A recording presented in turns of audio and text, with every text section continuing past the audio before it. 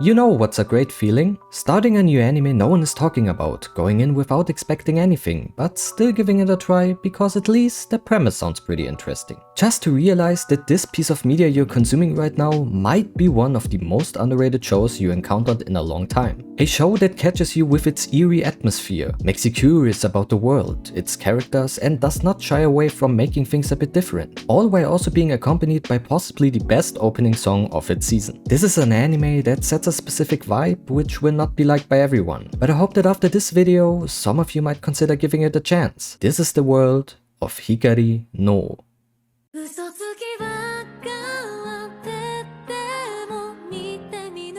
Humanity's long history of war has ended, but not by choice. Past calamities triggered a change in human biology, making them unable to use natural fire anymore. Even getting close to it would result in immediate self-combustion. Those events brought human civilization to collapse and forced the remnants to live within the dark and dangerous forests. Until one day they discovered an alternative fire-like substance originating from the blood of ferocious beasts called fire fiends. Having found this new power source, an elite group of people whose only purpose is to hunt and kill the fiends for their blood was formed, the Fire Hunters. Our story starts with a young girl named Toko who wanders off into the forest, witnessing a fight between fiend and hunter, which results in both of them dying. But with his last breath, the unknown hunter tells Toko the name of his dog, Kanata.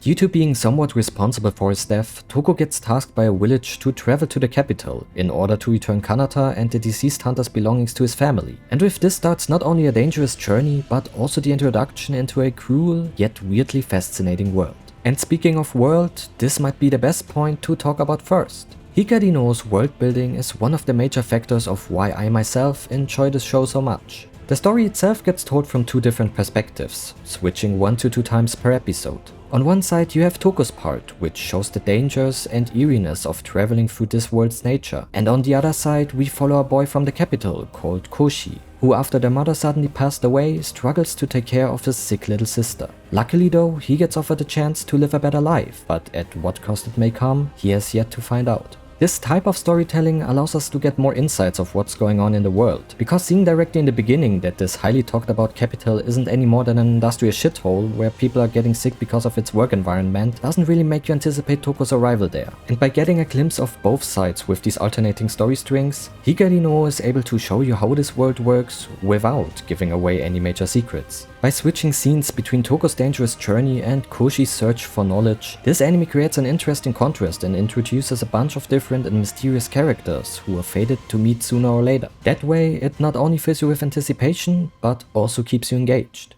Another thing that helps the show by establishing a serious and dark atmosphere is the art style. But this might also be one of the biggest points of why some of you might not be interested in the first place. This anime screams early 2000s, and while some of you, me included, will definitely find this appealing, there will also be a lot of people who will dislike this art direction. Considering the overall theme though, I think it fit perfectly and doesn't look bad at all. Aside from the animation, because that's something Hikari no is lacking, especially when it comes to fighting choreographies.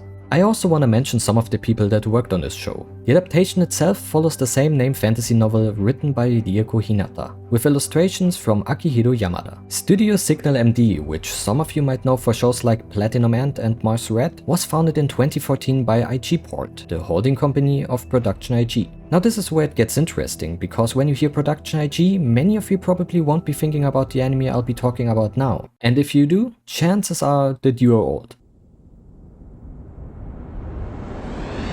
Jin-roh, The Wolf Brigade, which got released in 1999, is a movie that not only gives us similar vibes to Hikari no in terms of writing, but also aesthetically. And this is not per chance. Mamoru Oshii, the writer of Jin-roh, also wrote the script for Hikari no's anime adaptation, while Hiromasa Oguda, Jin-roh's art director, also worked on the show as well. Both of them worked on a bunch of very influential shows, and while that counts for many other staff members too, this specific information might be interesting for all of you who feel that the writing and or art style felt similar to something you've seen before. Now, there are a lot of things to praise about Hikari no, but on the contrary, it is of course not perfect. I already talked about the world building and how mysterious everything feels, but sometimes it might be too mysterious. For example, there are quite a few things where this show only scratches the surface. For some people that might be a good thing, that adds to the overall mysterious feeling, but I would like to get some more details about certain things, because all of it really feels important, but only a handful of stuff gets addressed. Now, this is not a full review or anything like that, because the anime isn't finished at the point of this recording, so there might be an upcoming info dump episode I don't know about yet. But so far, this and the pacing at some parts are the only negative things I have to say about this anime. I'm not getting into the aforementioned animation part now, because I feel this show shines most through its melancholic atmosphere and the way it's presented. Not saying that I wouldn't want better animations, but it is what it is.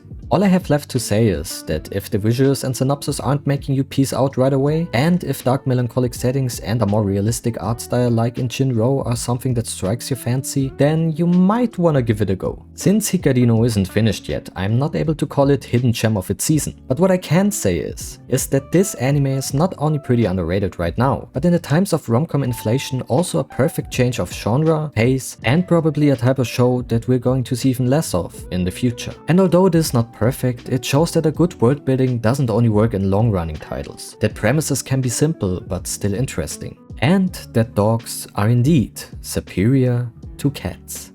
And with that, hey guys, thank you for watching my little overview to Hikari no. Did you already watch the anime, read the novel, or listen to this banger opening a dozen times? Let me know in the comments down below. Also, if you enjoyed the video at least 10%, leave a like and subscribe to the channel if you want to see more in the future. And as always, I hope you're having a wonderful day, and I will see you in the next video. Until then, peace.